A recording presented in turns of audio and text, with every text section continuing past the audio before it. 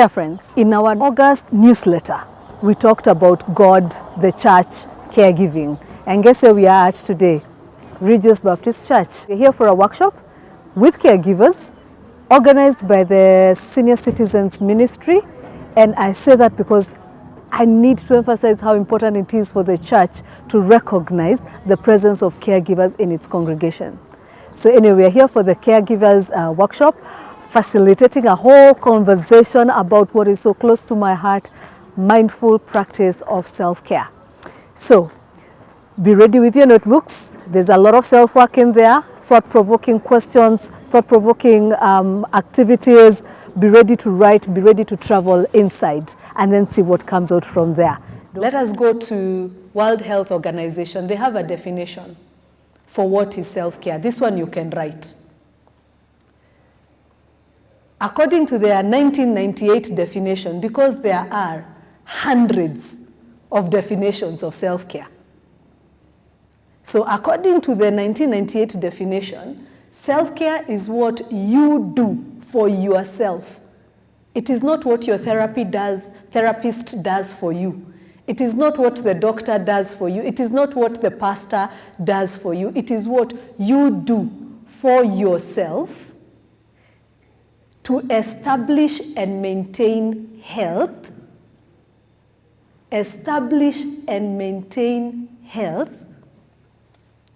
and prevent and deal with illness. So when there is illness, it does not mean it does not necessarily mean you're not taking care of yourself. Because sometimes these bodies of ours, they fail us all by themselves. You have been eating right, you have been sleeping right, you have been dressing right, alafu unaamka siku moja mguu inakatalia hapo. Kweli? Right? You have been doing everything right, then you go to the doctor and you come out with a whole file. And the disease is in abbreviations, ni vile ni mrefu. But you took care of yourself. Sindio? So, presence of illness does not necessarily mean you've not been taking care of yourself. But now, even in the presence of illness, what are you doing to maintain health or to establish health or re-establish health? Chora ka line hapo, what are you doing for yourself? It is your own responsibility. Self-care is it is not your husband's responsibility, your children's responsibility. You're not angry because your children are not taking care of you. What are you doing in that scenario to take care of yourself? The practice of mindful self-care starts with you in a nurturing conversation with yourself. It is not so much about writing as it is about doing, because self-care is 20% information. The rest is doing. Sawa? So, close your eyes, people. Trust me on that one. Close your eyes. Listen to yourself. Jiite ka mkutano. Call yourself into a little meeting. Think about what you're thinking about. Maybe you're thinking about the cold. Maybe you're thinking about hunger. Kama kachai kangekuja saa hii, ingekuwa mzuri sana. Maybe you're thinking about the person you left at home, the money that you wish would come through the lottery. Think about your thoughts. Feel what you're feeling. Wiggle your toes. Feel your knees. Skiza mgongo yako. What is your body saying to you? Don't stop it. Usiikemee in Jesus' name. Stop hurting. Just you feel it. Shake your shoulders a little bit. Shake your head from side to side. Wiggle your back. All right? What are you telling yourself? What is your body telling you? What are your thoughts telling you? Listen to your feelings. What are your emotions telling you? Are you happy? Are you sad? Are you quiet? Are you in a zone? Mahali hapo tu, uko tu. Hata hiyo pia ni sawa. Are you surprised? Are you shocked? Are you disappointed? Are you feeling a little bit embarrassed? Are you angry at someone, somewhere at home? Umemwekea wanted, umemwambia nikirudi, eh? What are those feelings you're feeling? Take note of them. Take note of them. The image that was up there, don't look, don't open your eyes, talked about our memories, talked about our feelings, talked about our mind, talked about, because we are all of these things put together. And whenever you step into your caregiving role, this is the person who is going in there. You can open your eyes now. Note on your notebooks what you thought, what was prominent for you. Note it down in your books. What did you see in there that you thought, I will work on that one? What did you feel in there that you thought, that is not good, ama that is good? What did you enjoy? What haven't you enjoyed so far? What would you wish would happen? Think about your wishes, your dreams. Zote hizo, note them down.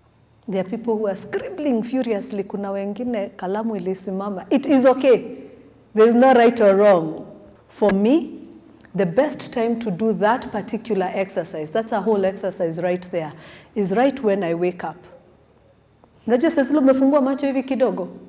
You open and you think to yourself, sijalala vizuri. Ama, that was a nice dream. Ama, bona hakuna jua, I wish for this. In that moment, before the world around you is awake, for me that is the best time to do an audit of myself. Another best time to do an audit on myself is when I am going to sleep. The house is quiet, the dogs outside zimenyamaza, everyone is quiet, nobody is demanding anything from me. Audit and review. How was my day? How did I live with myself? How did I interact with me today? Did I do well for myself? Not for the other person, for myself. Can I improve on something? Am I holding on to anger? Who am I angry at? What can I do differently tomorrow? An audit and review process for yourself. You might need to do it a lot more in your day. Maybe in between, if you're a professional caregiver. Maybe in between one patient to the next. Maybe when you're going, if you're a family caregiver, sazile unaenda kupeana chakula, it's feeding time.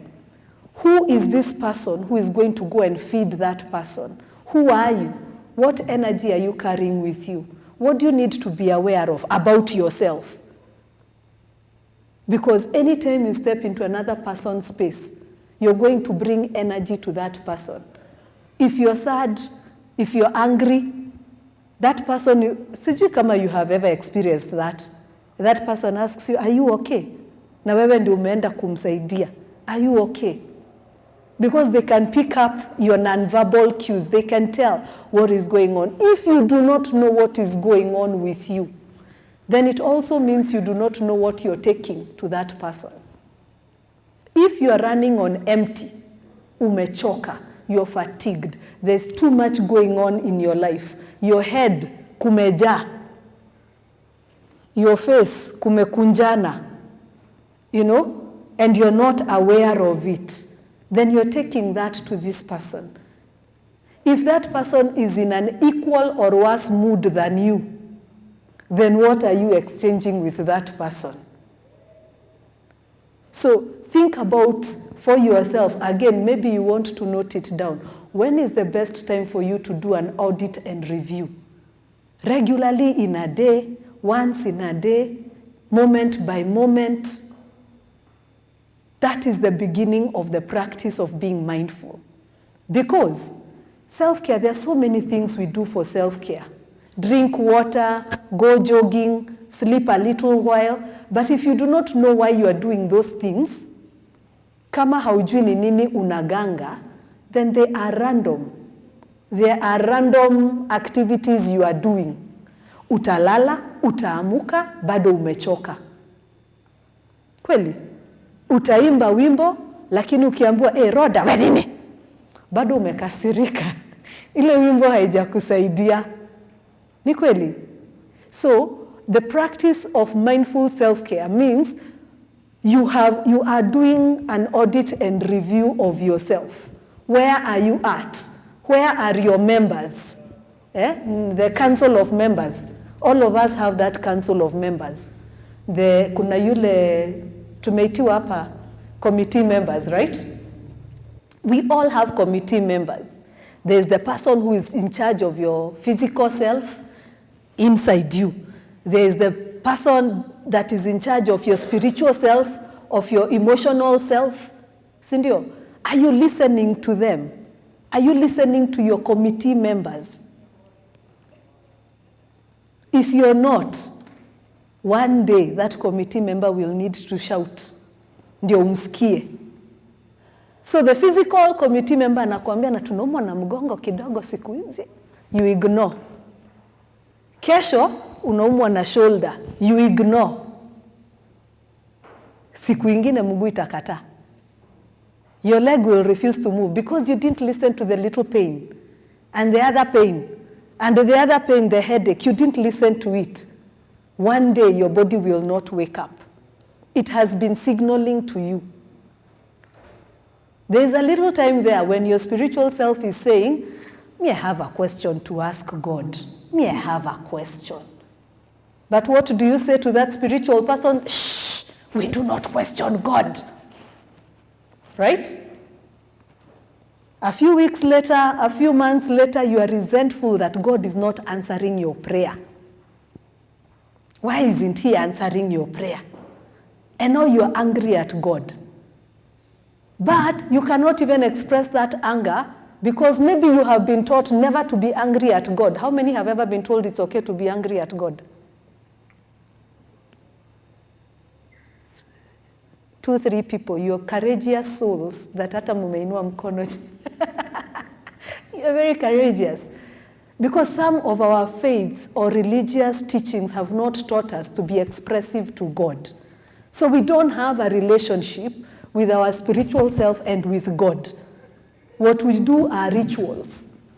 Unaambiwa pray 5 times a day, which is fine. But if you don't know why you are doing that, if you don't know inasaidia nini, then they become things you're chanting, but they are not feeding you. All right? One of the things that need to come out of audit and review, who are you? Who did you used to be? And now who are you now? In the face of all of these things. One place, because every experience will change you. Every experience will change you. Vile uliamka, the person who woke up today is not the person who will go back home today. Every experience, good or bad, changes you. Takes something from you or adds something to you. Every experience. So who are you right now? Who are you in the evening? Who are you tomorrow? And then there's the stable description of who you are. And that one we get it from the Bible as our main source, our Bible truths. Who does God say you are? Before we get to who do your children say you are nowadays. Siku hizi mama umekuwa mkali. Siku hizi dad haongelesheki. You know? Siku hizi you're taking too much alcohol. It happens. Nowadays you don't talk, you've become very quiet. It happens. But underneath all that, who does God say you are? For me, that helps me find my starting ground, my true north, over and over and over again. Who does God say you are? Alafu ndio ninaangalia, and who do I say I am? Right? 2 major sources of authority in your life. God, yourself. because our brains hear what your mouth is saying. Unajua saa zile unatembeanga unasema lakini mimi ni mjinga saa zingine. Your brain hears that. Your brain hears that. So careful the things you say with your mouth about yourself. Be very careful what you say. I am very careless with money. Your brain hears that. And sometimes you need to go back to your true north. What does God say about you? Maybe you have broken a promise you had made to yourself. I will never touch alcohol again. I will not be gambling again, playing the lottery again. Sports pesa nimeachana nayo. And then one day unajiambia kidogo tu, let me just look, just a little one. Sindio? And then you lose more money in there. And then you say to yourself, I am very foolish. I'm a very foolish person. Your brain hears. So does your spirit. It hears the things you say about yourself. So careful, write down, careful what you say to yourself. Careful what you say about yourself to other people. When you meet in that chama, and then they say to you, hey, siku hizi umekuwa smart. Siku hizi nguo zako ni smart. And what does your mouth open up and say? Aka kamutumba. This little old thing. No, nikujaribu tu. Careful the things you say to yourself. Just learn to say thank you. You look smart, thank you. Receive a compliment. Hata hiyo ni self-care. Learn to receive your compliments. Thank you. Wacha kuzipiga U-turn. Wacha kuzipiga U-turn. Someone comes and says, oh, Rhoda, you're doing such wonderful work with your mother. You're doing such wonderful work with your husband. You're doing such wonderful work with your patients. No, ni kazi tu. Hapana, ni vile kuko. No, say thank you. They are trying to feed your soul. That is what they are trying to do. Hapana, Rhoda. Some people, they are just saying that. Take it. Whatever they meant, the words are neutral. If I say, your yellow sweater is beautiful, whether I meant it well or not, how you take it is what matters. Saweni, whether I said it na mdomo iko upside down, that doesn't matter, like how you receive it. If you say, thank you very much, it is one of my favorites, you will make your own soul to smile. Sawa? It will make your own soul to smile. And you will leave that spot perhaps better than you walked in. But in the minute you say to yourself, anakuanga hivyo, she's just saying that, she's comparing me to, how will you leave that spot? So be mindful of your needs. Be mindful what you're taking in. Be mindful what you're giving out, moment by moment. Moment by moment. So that by the end of the day, cumulatively, you have done little things that add up to self-care. By the end of the week, you have done little things that have filled up your soul.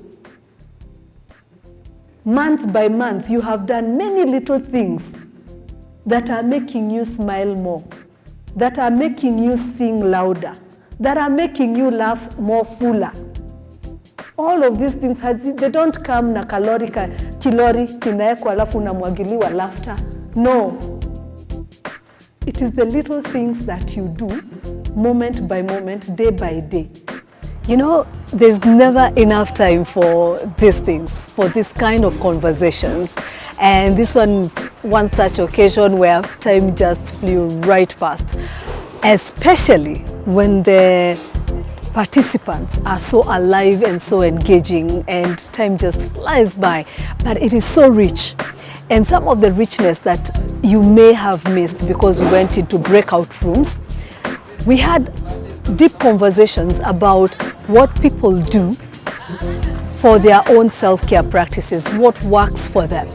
And that one was amazing, listening to people talking about nutrition and how they've learned to choose what foods work for them and when to eat, waking up, sleeping time, doing personal reviews of who you are and where you are at, what are your energy levels, and all of that stuff. To balance it out, we also talked about the self-care practices that don't work for us. Because we are human, our head knows what we are supposed to do. The doctors tell us what we're supposed to do. The books, Rhoda at Suruvi, we know what we're supposed to do, but then there are challenges to it. There are challenges to it, and sometimes we don't hit our goals, our targets, we don't hit them. But that is because we are human. Very important. Remember this, even as you go at it. Your self-care practice is there to serve you, not you to serve it. Don't become a slave to it. Work with it. Let it serve you. So those are some of the things that came out from our session today. And go to our comment section, go to our, not just to look through other people's comments, but to write your own in there. What has worked for you? What are you struggling with as a self-care practice? Announcement coming up. Very important announcement coming up. Save the date, 19th November 2022. Save that date, because we are going to be having a Caregivers Wellness Fair, an event acknowledging, supporting, giving information to, connecting caregivers purely for caregivers. Entertainment even for caregivers, some comic relief, and enjoy yourself. Come if you're interested in caregiving, come if you're a caregiver, come if you are looking for a caregiver, or if you can serve a caregiver. This event is for you. See you there. We'll confirm the place, but save the date, 19th November 2022. I look forward to seeing you next time.